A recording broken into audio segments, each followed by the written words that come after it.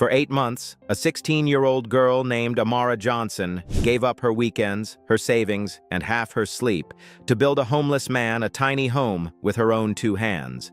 Then, on an ordinary Tuesday morning in October, 3 police officers walked through the front doors of Eastgate High School in Columbus, Ohio, and asked for her by name. They came in dress uniforms, polished badges, white gloves, a police chief with silver in his hair standing at the front desk while students pressed against the hallway windows to stare. The principal came and pulled Amara out of third-period chemistry. Her stomach dropped as she walked down that hallway, still holding her pencil, running through everything she could have possibly done wrong. Chief Marcus Whitfield looked at her for a long moment. Then he said 7 words she would never forget.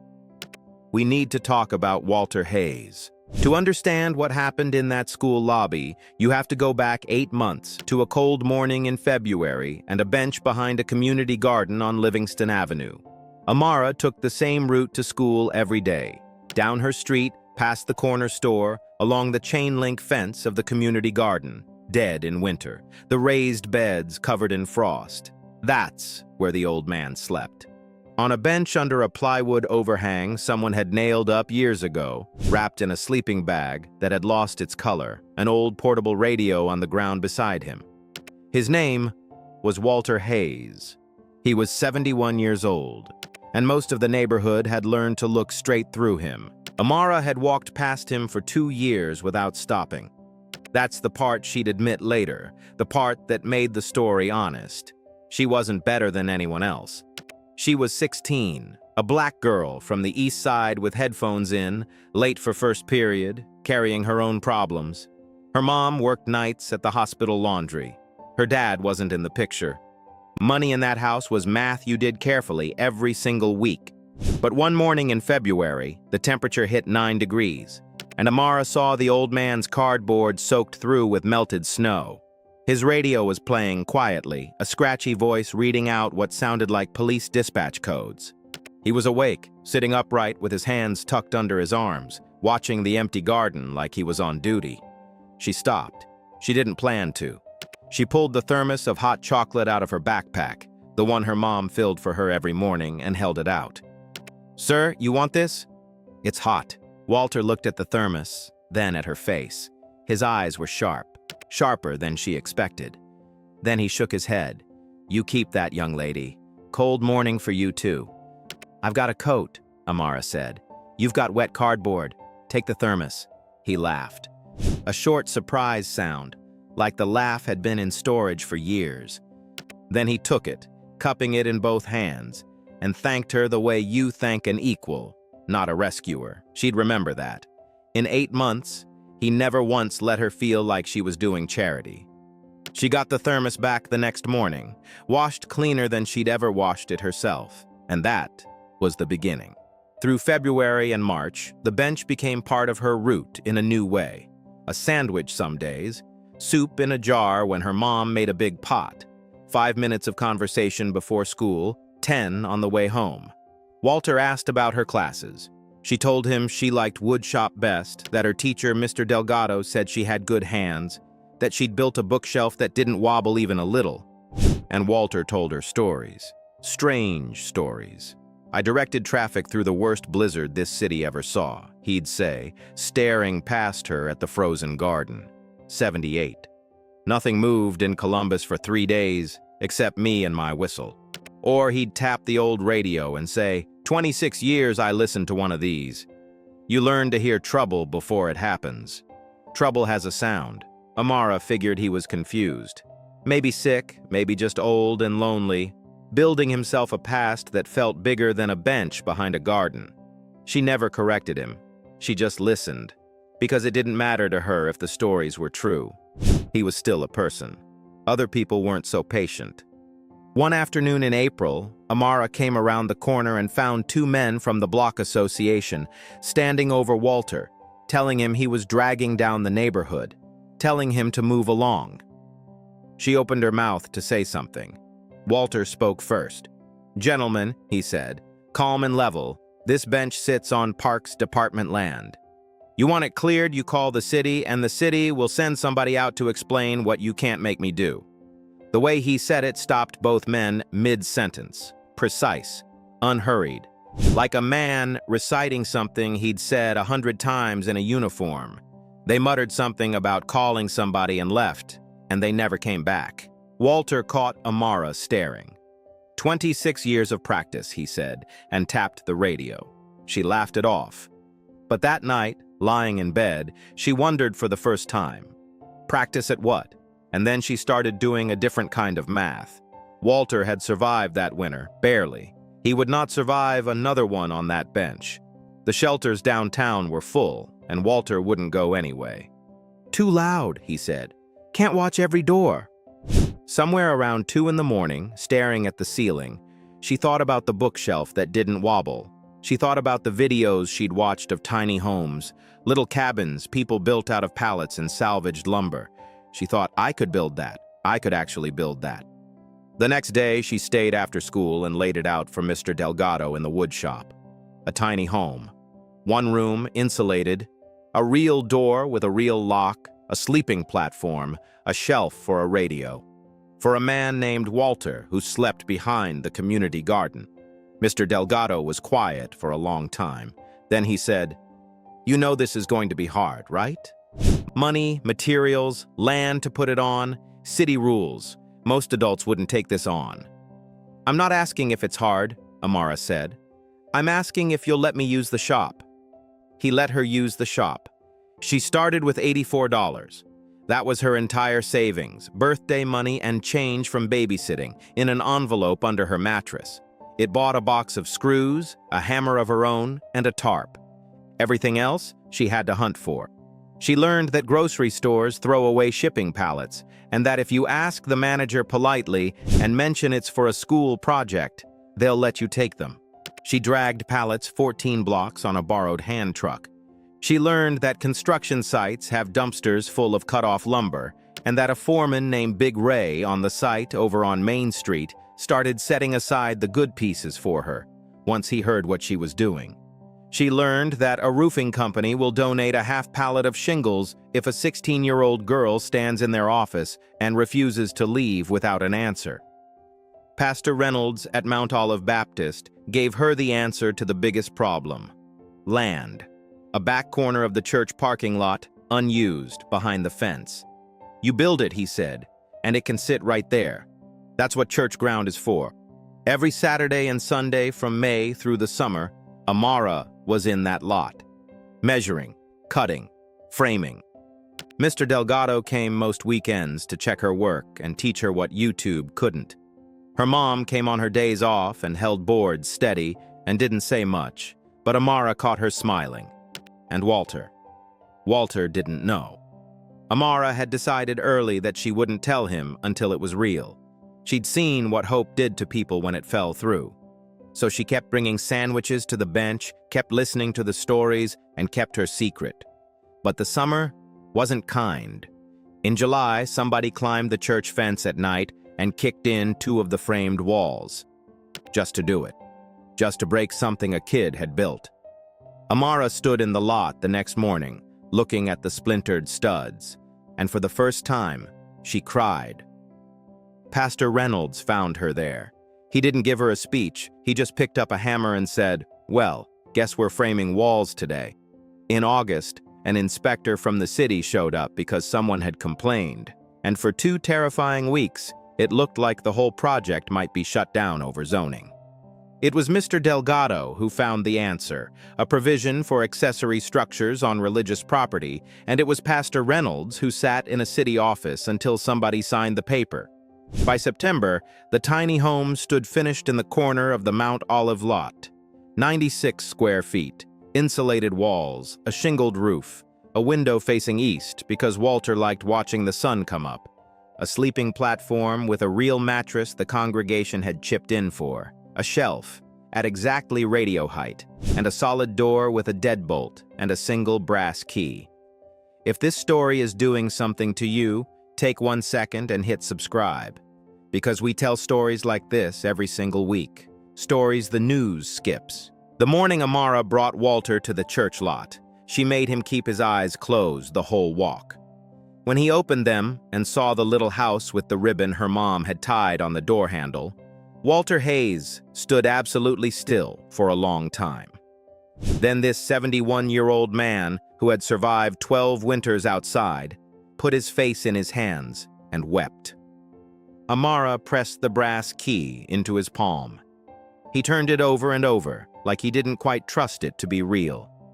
"I haven't had a key to anything in 12 years, he whispered. Amara closed his fingers around it. "Well," she said, "somebody should have." Walter slept in a real bed that night for the first time in over a decade. And in the weeks that followed, Amara watched him change. He stood straighter. He swept his little porch every morning. He started tending the community garden beds next door, and by October, he had the church deacons asking his advice on tomatoes. One evening in early October, sitting on the porch step watching the sun go down over the garden, Walter said something strange. "When my time comes," he said, "don't let the county put me in the ground as a John Doe. My name is worth something. It just got misplaced somewhere." "Nothing's going to happen to you," Amara said. "You've got a house now." Walter kept his eyes on the garden. "Just remember I said it." She told herself it was nothing. Old men talk like that. But his voice had sounded like a man settling accounts, and she carried that sound home with her, and she tried not to think about why. 2 weeks later, on a Sunday morning, Pastor Reynolds knocked on her apartment door. She knew before he said a word. Walter Hayes had passed in his sleep, in his bed, in the little house with the window facing east. His heart, the doctors said, peaceful, warm, home. The funeral was small.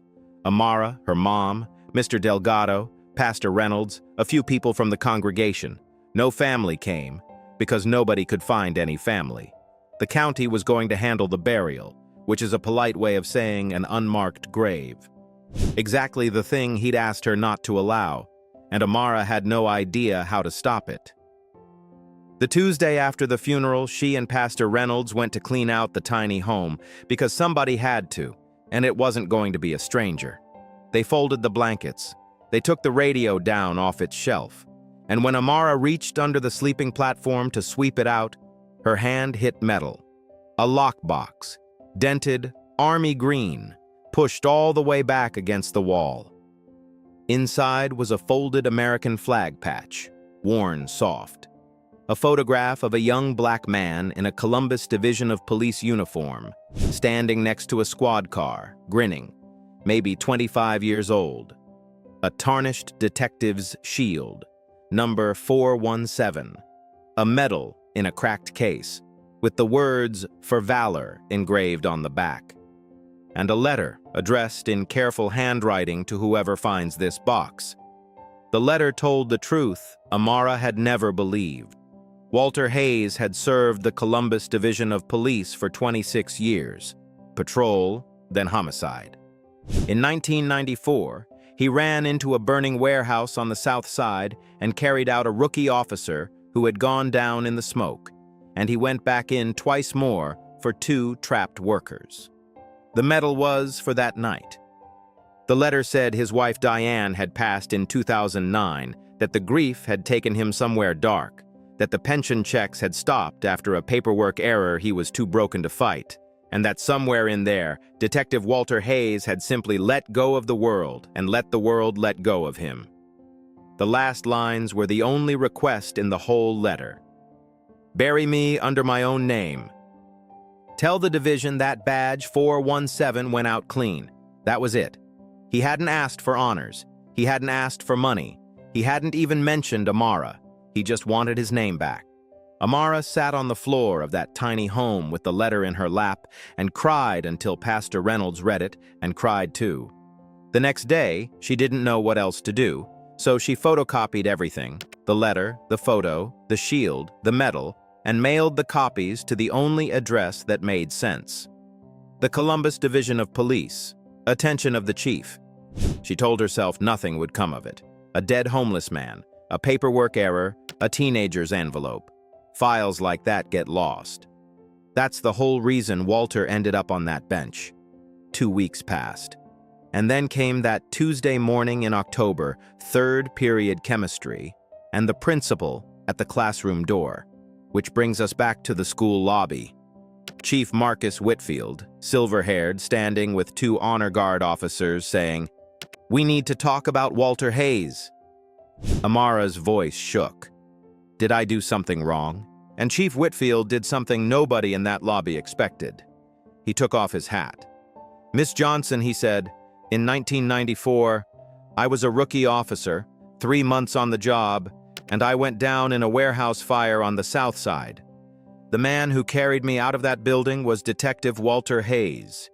He paused, and his voice went rough. "I owe him my life, my career, and my family. And for 12 years, he was sleeping outside in my own city, and I didn't know." Amara could barely get the question out. "But sir, how did you know my name?" "The letter never mentioned me." The chief almost smiled. "Miss Johnson, I trained under a homicide detective. When that envelope hit my desk, I did what he would have done. I pulled the property records on that structure at Mount Olive Baptist. I talked to your pastor. I talked to your woodshop teacher. I talked to a foreman named Big Ray." He shook his head slowly. "It took me 2 days to find out what this city should have known 8 months ago. That somebody found Walter Hayes, and it was a 16-year-old with $84. The chief hadn't come to question her. He'd come to keep a promise she didn't know she'd delivered, and he hadn't come quietly. That Friday, the entire school filed into the gymnasium for an assembly nobody had explained. Amara sat with her class, confused, until Chief Whitfield walked to the microphone with her mother, her woodshop teacher, and Pastor Reynolds standing behind him, and told 1,500 students the story of Detective Walter Hayes, the blizzard of '78, where a young officer really did direct traffic for 3 days straight, the warehouse fire, the shield, number 417, now displayed in a glass case the department had made. And then he told them about the girl in their own hallways who had built that man a home with pallets and stubbornness and $84. He called Amara down to the gym floor. He announced that Walter Hayes would be reburied with full honors under his own name, with a headstone bearing his rank and his medal. He announced a full scholarship in Walter's name, awarded that day to Amara Johnson for any trade school or university she chose. And then he announced something bigger. The department, partnered with Mount Olive Baptist and 2 local unions, was funding an initiative to build tiny homes for the city's homeless veterans and forgotten retirees. They were calling it Hayes Homes. And they wanted the 16-year-old who started it all to help lead the student build teams. The gymnasium came apart, 1,500 kids on their feet. And Amara stood at center court holding a folded flag, thinking about a thermos of hot chocolate on a 9-degree morning and how close she'd come to just walking past. 1 year later, 6 Hayes homes stand on church lots and donated land across Columbus. Amara is a senior now, running weekend build crews of student volunteers, teaching other teenagers how to frame a wall that doesn't wobble. She's already been accepted into a carpentry apprenticeship program, tuition covered, though she tells people she might study social work instead. Maybe both. Buildings and people, she says. Somebody's got to fix both. She still walks the same route. Past the corner store, along the community garden fence, past the bench under the plywood overhang. The garden beds Walter tended made it through the winter, and in the spring, the deacons planted his tomatoes. They put something on the bench, too. A small brass plaque, right about where the radio used to sit. It reads, "Detective Walter Hayes kept watch here." And on a build day last month, a new volunteer showed up. A 15-year-old boy, nervous, hanging back at the edge of the lot. When Amara asked him why he'd signed up, he admitted there was a man who slept under the Main Street overpass and that he walked past him every single morning and that he didn't know what to do about it. Amara handed him a hammer. "Start with his name," she said. "The rest, you build." Walter Hayes spent 12 years being invisible. It took one teenager with $84 to prove he never was. So here's the question we'll leave you with. Who's on the bench along your route? Tell us in the comments what small thing you'll do this week, because those comments turn into real action more often than you'd think. At The Invisible Neighbors, we tell the stories of the people the world has decided not to see. The ones on the bench, at the bus stop, behind the fence. If today's story made you look twice, click like, tell us in the comments who you're going to notice this week, and subscribe so you're here when we meet the next invisible neighbor.